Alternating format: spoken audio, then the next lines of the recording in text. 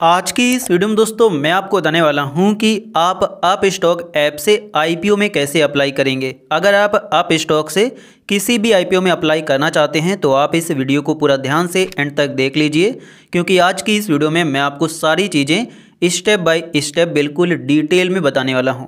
तो इसके लिए आप अपने मोबाइल में अपना अप स्टॉक एप्लीकेशन ओपन करेंगे। कुछ इस प्रकार से ये एप्लीकेशन आपके मोबाइल में ओपन हो जाएगा। इन केस अगर इस प्रकार से नहीं ओपन होता है तो आपका अप स्टॉक इन्वेस्टर मोड में स्विच होगा, तो आप यहाँ से आकर के इसको ट्रेडर मोड में स्विच कर लेंगे। तो इस प्रकार से आपके मोबाइल में ये एप्लीकेशन ओपन हो जाएगा। और इसके बाद अब इससे आईपीओ में अप्लाई करने के लिए सिंपली आपको यहाँ पर आईपीओ का सेक्शन दिखेगा, तो आप आईपीओ पर क्लिक करेंगे। जैसे ही आप आईपीओ पर क्लिक करोगे तो यहाँ पर आपको सभी आईपीओ देखने को मिल जाएंगे। सबसे पहले माई एप्लीकेशंस, तो जब आप किसी आईपीओ में अप्लाई करते हैं तो वो आपको माई एप्लीकेशंस में देखते हैं। और जब आप एक्सप्लोर पर क्लिक करते हैं तो जो भी आईपीओ अपकमिंग होते हैं, आने को होते हैं, क्लोज होते हैं, उनका सारा रिकॉर्ड आपको यहाँ पर दिख जाता है। तो सबसे पहले एक्सप्लोर के सेक्शन में ओपन का दिखता है, तो जो आईपीओ ओपन होते हैं वो आपको यहाँ पर दिख जाते हैं। इसके बाद जब आप क्लोज पर क्लिक करेंगे तो जो भी आईपीओ क्लोज हो चुके होते हैं, मतलब इनमें अब आप अप्लाई नहीं कर सकते हैं। हो सकता है कि 2-3 दिन पहले आप अप्लाई कर सकते थे लेकिन अब नहीं अप्लाई कर सकते हैं क्योंकि ये क्लोज हो गए हैं, तो वो आईपीओ आपको यहाँ पर देखते हैं। और इसके बाद जब आप लिस्टेड पर क्लिक करेंगे तो जो आईपीओ मार्केट में लिस्ट हो जाते हैं वो आपको यहाँ पर देखते हैं। और जब आप अपकमिंग पर क्लिक करेंगे तो जो आईपीओ अपकमिंग में है, मतलब कुछ दिनों में अभी आने वाले हैं, वो आपको अपकमिंग में दिख जाएंगे और इनमें फिर आप अप्लाई कर पाएंगे, मतलब जब ये ओपन हो जाएंगे। तो यहाँ पर आपको ओपन नाउ पर आ जाना है आईपीओ अप्लाई करने के लिए। तो अब आपको जिस भी आईपीओ में अप्लाई करना है सिंपली आप उस आईपीओ पर क्लिक करेंगे। जैसे ही आप उस पर क्लिक करोगे तो यहाँ पर आपको उसकी सारी डिटेल्स देखने को मिल जाएगी।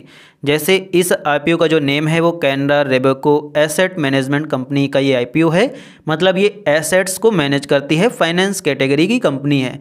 और इसका जो ओवरऑल सब्सक्रिप्शन है वो इतना है। और इसके बाद यहाँ पर आपको इसकी पूरी टाइमलाइन देखने को मिल जाएगी। आप व्यू फुल टाइमलाइन पर क्लिक करेंगे तो आपको यहाँ पर सारी टाइमलाइन दिख जाएगी।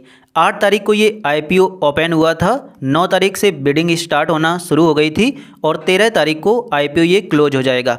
अभी जो तारीख है वो 10 है, मतलब 3 दिन और ये आईपीओ ओपन रहेगा और फिर क्लोज हो जाएगा। और उसके बाद अगर अलॉटमेंट किसी को मिलेगा तो 14 तारीख को ही बता दिया जाएगा, मतलब उसको ईमेल आ जाएगा कि आपको शेयर्स मिले हैं या नहीं। और इन केस अगर उसको शेयर्स नहीं मिलते हैं तो जो भी उसका पैसा कटा है, मतलब जो फंड उसने पे किया है आईपीओ अप्लाई करते समय, वो 15 तारीख को ही रिलीज हो जाएगा और उसके बैंक अकाउंट में देखने लगेगा। और अगर इन केस किसी को शेयर्स मिलते हैं तो 15 तारीख को ही उसके डीमैट अकाउंट में शेयर्स देखने लगेंगे।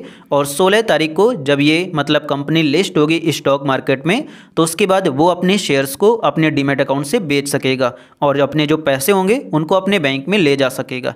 तो इस प्रकार से सारा टाइमलाइन आपको यहाँ पर देख जाता है। इसके बाद व्हाट्स इन द न्यूज, मतलब इस कंपनी के बारे में न्यूज में क्या चल रहा है, तो उनके बारे में आप यहाँ पर देख सकते हैं। नीचे आएंगे तो इसी का आपको एनालिसिस देखने को मिल जाता है। जैसे सबसे पहले चेकलिस्ट, तो इसमें रेवेन्यू का ग्रोथ अच्छा है, कंपनी का वैल्यूएशन अच्छा नहीं है, अर्निंग एक्सपेंशन भी इस कंपनी के बारे में अच्छा है। अबाउट पर आएंगे तो यहाँ पर आपको इस कंपनी के अबाउट सेक्शन के बारे में सारी चीज़ें दी गई हैं, मतलब काम क्या करती है ये कंपनी उसके बारे में बताया गया है। परफॉर्मेंस पर क्लिक करेंगे तो यहाँ पर आपको इसके फाइनेंशियल्स दिख जाएंगे, जैसे रेवेन्यू, एबिडेटा, पैट, मतलब प्रॉफिट आफ्टर टैक्स, एसेट्स, सारा डिटेल्स आपको दिख जाएगा। और इसके बाद जब आप यहाँ पर ऑब्जेक्टिव पर क्लिक करेंगे तो जो भी इसके मेन की पॉइंट्स होंगे वो आपको यहाँ पर दिख जाएंगे। तो इस प्रकार से इसकी सारी डिटेल्स आपको यहाँ पर दिख जाती है। अब इसमें अप्लाई करने के लिए आप अप्लाई नाउ पर क्लिक करेंगे।